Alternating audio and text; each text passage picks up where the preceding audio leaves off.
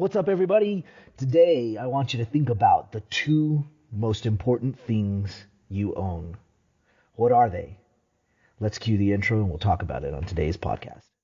Hi, my name is Michael Johnson. I'm a ballroom dance professional, a life coach, and a peak performance expert. I'm part of a group of motivated people who are dedicated to attaining emotional mastery and unlocking our full potential. We don't believe others are responsible for how we feel. In fact, we don't believe anyone can make us feel anything. We believe in the magic of ballroom dance. It has taught us how to improve our bodies, challenge our minds, and inspire our souls. And in return, I want to share those lessons with the world. We are lifers, and this is Magic for Life. What's up, lifers? Michael Johnson here with the Magic for Life podcast. I'm so glad you joined me today, and I'm excited to share with you this topic. Last night, I had a coaching session with a great couple that I am privileged to work with, and we were finishing off the session. They're a newer couple together, but they've both been dancing for years, and so I wanted to share with you what I finished off with. You know, as a new couple gets together, for those of you that don't know much about ballroom dance, they go through what I call the honeymoon phase. And it's the phase just where everything is fine because everybody's walking on eggshells around each other. You're trying not to offend the other person. You're trying to sort of respect each other's space still. And you're kind of tiptoeing around on eggshells, trying to show your best foot forward as you begin a partnership. And after the honeymoon phase ends, a lot of the things that maybe wouldn't have bothered you initially start to come back, and they start to get you.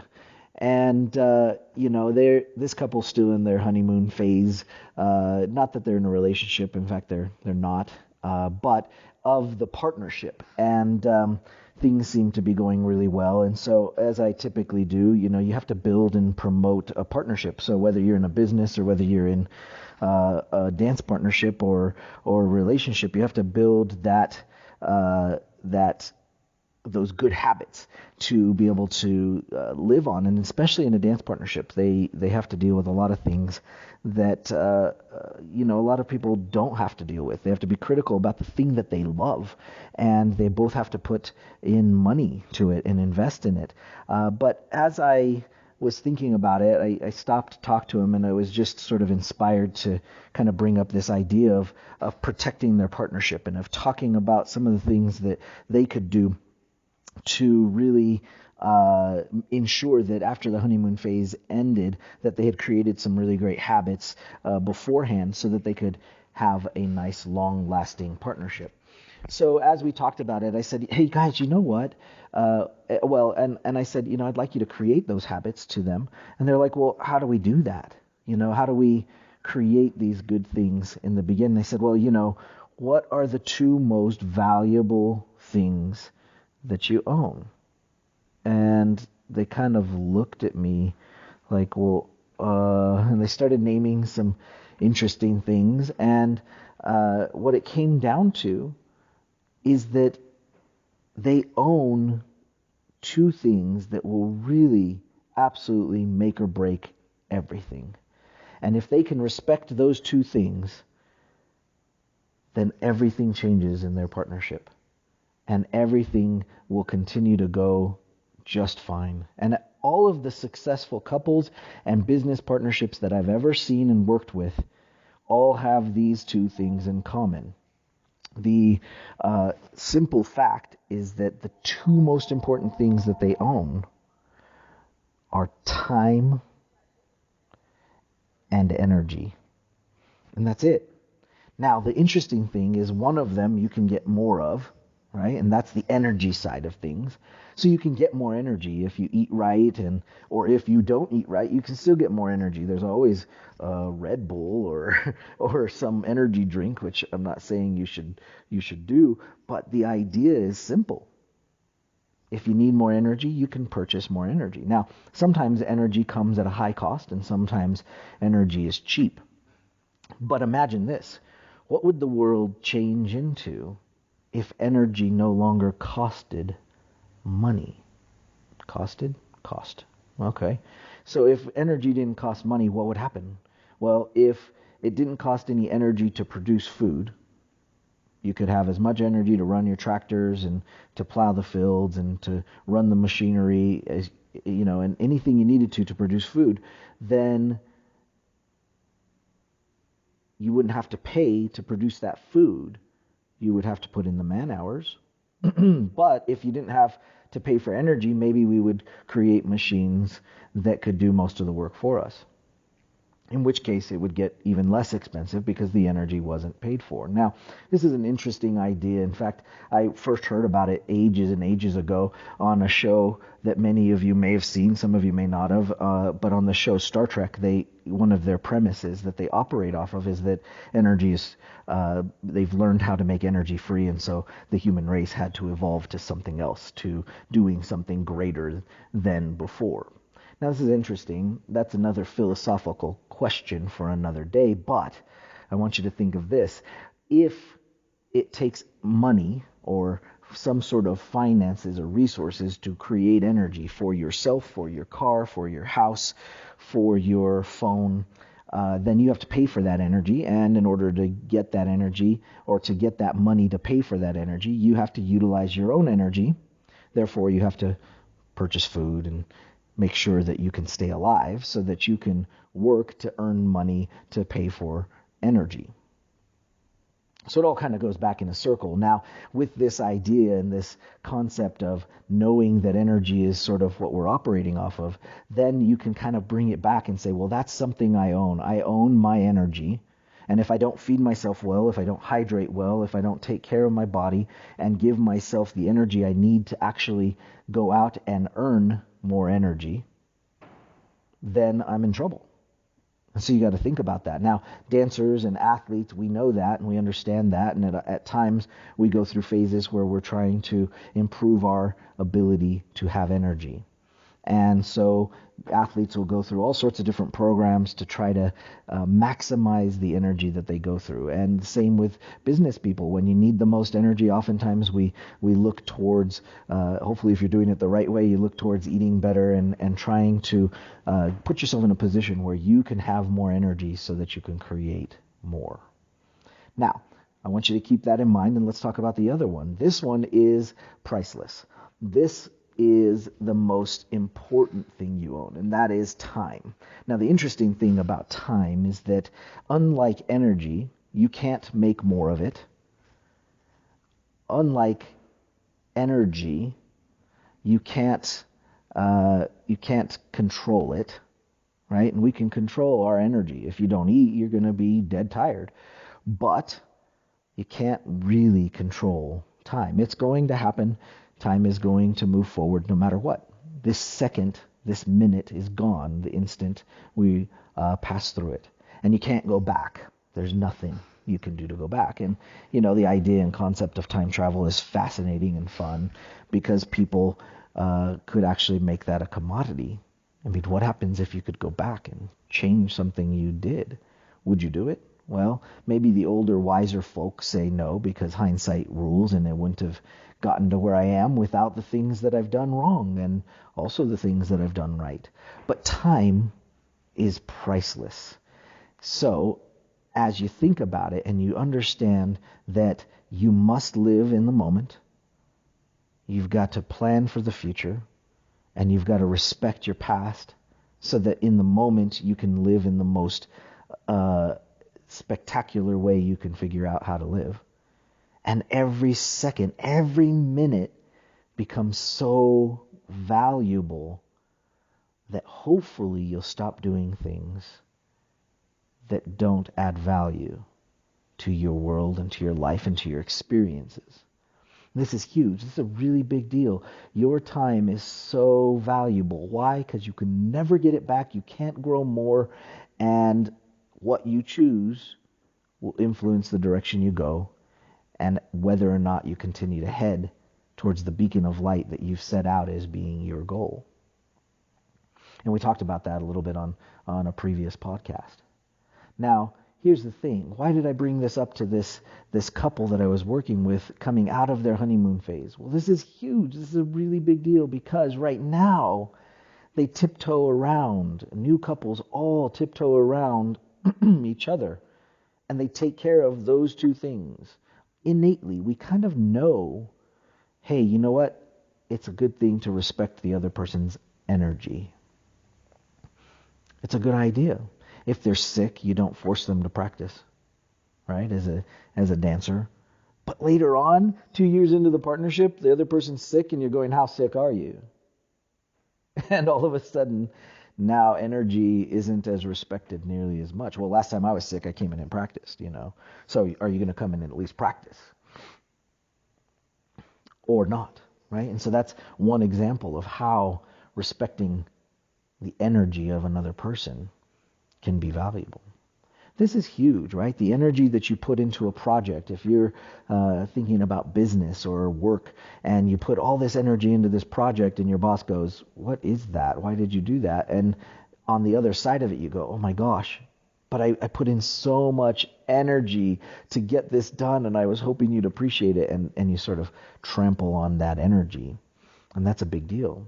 Now, to make matters worse, when you add in the concept of time and you say to yourself, okay, well, what about respecting their time? How do you do that? Well, it's pretty simple. If you say, hey, you know what? I know you have a lot to do today, but do you think we could fit this in? Not, make sure you fit this in no matter what. I don't care what else you have to do. And that doesn't matter. When you trample on your time, that's when people get their feelings hurt. That's when people get upset. See, you've probably had a job at some point in your life where the time that you put into some project or to something getting it done wasn't respected by the person that asked you to do that project. And when that happens, you think to yourself, I spent so much time. Maybe it was a teacher and you turned in a project and they went, this is a C. And you go, are you kidding me? I spent so much time putting that project together. And it hurts. And that steps on your toes because you can't get the time back. And you think to yourself, maybe I'm a failure. Maybe I'm not good enough. And this is rough because you can't get it back. So here's the thing. As you go to build your partnerships, as you go to build relationships, whether it be with your boss or your teacher at school, or whether it be with a future spouse, or whether it be with a business partner, maybe your dance partner, as you build those relationships, remember you've got to respect each other's time and each other's energy. And as you continue to respect each other's time and energy, there will be a mutual respect given back. Now, there's lots of things that you have to go through building anything. If you're building a business or partnership, a relationship with a teacher, there's a lot of ups and downs that you have to go through, and those things will come and they will go. But if you do not respect each other's time and energy, there will always be a void or a gap in your relationship. And that's any kind of relationship. So the most important two things that you own are time and energy. So I don't know what you're doing in terms of keeping yourself energized, but you know what? There's lots of little things you can do. You don't have to, eat the whole elephant in one bite, as they say. You don't have to go on some major fad diet. You don't have to do all those things. Sometimes it just takes some momentum to get started. So in order to gain some more energy, what can you do to gain some more energy?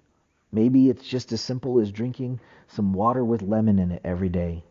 That's simple. It's easy. You can do it real quick. It's not that hard. Maybe it's just drinking more water every day. We are made up of mostly water, and water has plenty of energy in it. So it's a great way to start. But you can get as fanatic as you'd like about it. You can get in and get deep into some methodology of eating right and getting more energy, and go for it. That's great. You do what you want to do to take the first steps to gaining momentum to helping your energy. But you know what? If you eat tons of sugars, it's been proven. If you just live on a sugary diet, you're going to have these ups and downs, and you see this big epidemic of diabetes going around where sugars are hurting us. And this is a big deal. So take a look at the sugars that you're eating and consuming, and understand that they do have an effect on the body. Now, I'm not sitting here preaching to you saying I've got it all down and I've got it perfect. But you know what? There are easy things to do. Drink some water, and include that into your life and start down that path. And really think about it from the perspective of energy and how you can have enough energy to create the things that are important to you in your world. And as far as time goes, we naturally talk about this. If you've listened to the podcast for a while, we've chatted about this along the way. And when it comes to time, it's such a challenge because we have to be diligent on all three accounts. We have to have a beacon of light to guide us forward, and those are our goals. But the goals are not where the experience lies. The goals are just the destination. They're just the lighthouse that shines the way towards the direction you're going. So you can't put all your energy there. But you also can't live in the past. The things that have happened have happened. You can't go back. You can't change it. You can't adjust anything that's happened once it happens. But you can learn from it, and that's what it's for. We want to learn from our mistakes. We want to be able to gain wisdom from hindsight. And if you can gain that wisdom from your looking back at your past, then hopefully it'll help you to not make some of the same mistakes in the future. We are human, though, and sometimes we have to make the mistake a couple times before we figure it out. Hopefully you don't, but that's kind of how we go. So we look back at the past and we go, yeah, that's, I don't want to do that again. And sometimes we have to mess up a couple times before we figure it out. But then we say, yeah, you know what? I'm never going to do that again. I'm never going to do that again. But then there's that sweet spot right in the middle. That sweet spot where time is no longer your jail cell. It becomes something that is an experience, a feeling, a way of going about how you live. Our lifers community says every second, every minute. And it's true. Every second, every minute. You want to live in every second, every minute. Enjoy every ounce of what you're doing. And it is such a challenge. My dancers struggle with it constantly. Because as they dance, they are thinking about the things they messed up on the figure right before, on the step right before what they're doing, and their mind is occupied in somewhere in history. Some of my dancers are so worried about the results that they're going to get in the future. They're so worried about how they're going to place. They're so worried if they're going to make the next round. They've got so much energy placed in the future, something that isn't real and has not happened, that they forget to stay focused in the moment, in the minute, and just give it everything they have. And it's such a challenge. I'll tell you, any of the athletes that I've worked with, including my dancers, will tell you that it's so hard. I played basketball growing up, and you miss a shot, and literally it's hard not to go down the floor, running down the floor, thinking about the fact that you should have made that shot. And in the meantime, you can oftentimes get scored on while you're busy thinking about having missed that shot. And one of the great things about professional athletes, the really good ones, is that they can be so in the moment. Last night I was watching some basketball, and Stephen Curry, got interviewed after the game that they won against the Rockets. And they said, you're having a rough time shooting lately, and how do you go about doing that? And he goes, shoot or shoot. That's what I do. I'm just going to keep shooting. It'll go in. Sometimes you have good days, sometimes you have bad, but shoot or shoot. So it's of no thought, it's of no consequence to him that he missed a shot, because there's other things. In the moment, playing defense when he missed the shot was actually the most important thing. And so he put his focus there. So as we finish up this podcast, I really want to encourage you to think about those two things. Think about your relationships with your children and your colleagues at work, or your teachers, or your partners in dance. And think about if you respect their energy and their time. Because those two things will change everything for you. The two most important things you own. Put some focus into it. Every second, every minute, live in the now, work in the now, plan for the future, learn from the past, but every second, every minute, enjoy it. And that is a challenge sometimes, but it is the place that the sweet spot is. So, I hope this podcast helped you today. I hope maybe it sparked some ideas in your mind that you can think about, and that will hopefully lead you to making some great positive improvements today. If you know anybody that this podcast would be helpful for, please share it and talk about it. Take a screenshot of the podcast or share it on social media for me, and let some other people know that this might be helpful for them, and we'd sure appreciate it. We sure appreciate you guys for listening, and all of you guys that are out there supporting us. And feel free to drop us a line. Let us know that you liked the podcast and some of the subjects that maybe touched you and resonated with you. We'd love to hear from you. I hope you're having a great day, and we'll see you on the next episode. Take care. Are you loving Magic for Life? Please like and share our podcast on iTunes or wherever you listen to your podcasts. Want more magic for your life? Join me for some great Facebook Lives on the official Facebook page at Michael A. Johnson Official.